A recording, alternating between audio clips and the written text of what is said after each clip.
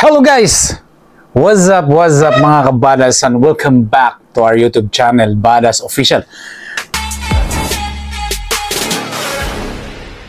So guys, pumunta tayo ng Madina Market. So namili tayo ng gamit doon which is mga mura lang.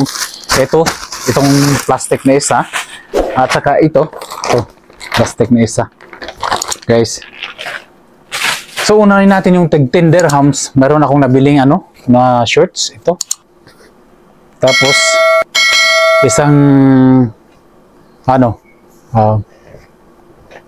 polo shirts and long sleeve to, kulay pula. Yan guys, maganda siya. Tapos ito, long sleeve din, sweatshirt. Yan. Tig 10 pesos lang, 10 dirhams. Tapos ito, din siya guys, 10 dirham. Sa Pilipinas, tig 100 pesos. Saan ka pa? Alam niyo ba na kahit naman yung isusuot natin, kahit naman na hindi mga branded, kung bagay naman sa atin yung sinusuot natin, parang branded din. Yung iba naman kasi, pa-branded, pero tingnan mo naman kung magsuot sila ng damit nila hindi naman bagay. So tayo, bibili lang muna tayo ng mumurahin kasi wala naman tayong pera. So ito guys, maganda siya, mga okay naman yung pangsuot na sa gym. Pero pwede rin panlakad to. Yan. Yan bagay sa atin yung kulay. So ito talaga yung yung mga nabili ko doon. Yan. Di ba ang ganda? No? Ganda. Ito, dati ito yung pinaka-favorite kong color purple. Yan. Yan natin yung color purple, no? Bagay na bagay sa atin yung color na purple. So, meron pa guys, ito.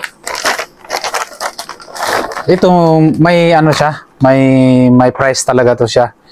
Ito, nagkakahalaga siya ng 55. So, umabot siya ng 700 sa pera natin sa Pilipinas. So, isuot natin. Yung ganun. Oh, maganda siya, di ba? Oh, tingnan nyo. Maganda. Parang siya, yung jeans. Nagugustuhan ko rin siya. Parang okay naman. Kahit Pero kaso lang, hindi butones ang nandito. Lang yung dikit-dikit na yan. Pero okay naman. Tapos meron tayong ito pa. Ito pa yung maganda. Yan. Polo shirt. Medyo may brand kasi siya, kaya mahal yung yung price niya. Maabot siya ng 400. 500. Yan mga ganun sa Pilipinas. Philippine money is 500.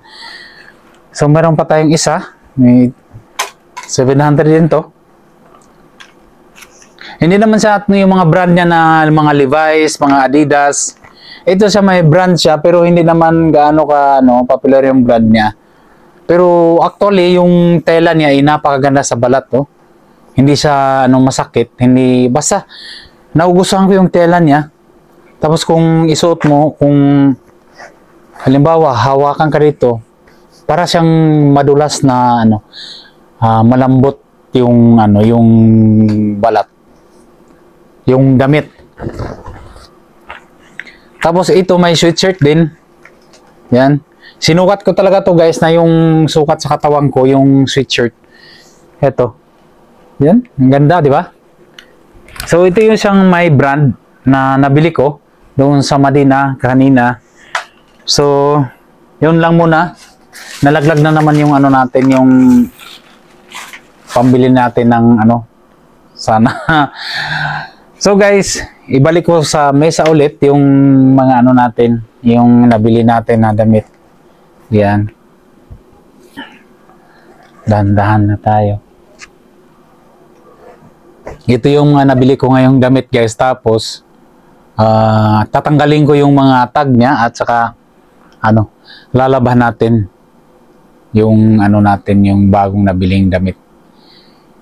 Yan, ang ganda ng shirt guys. Napakaganda yung shirt.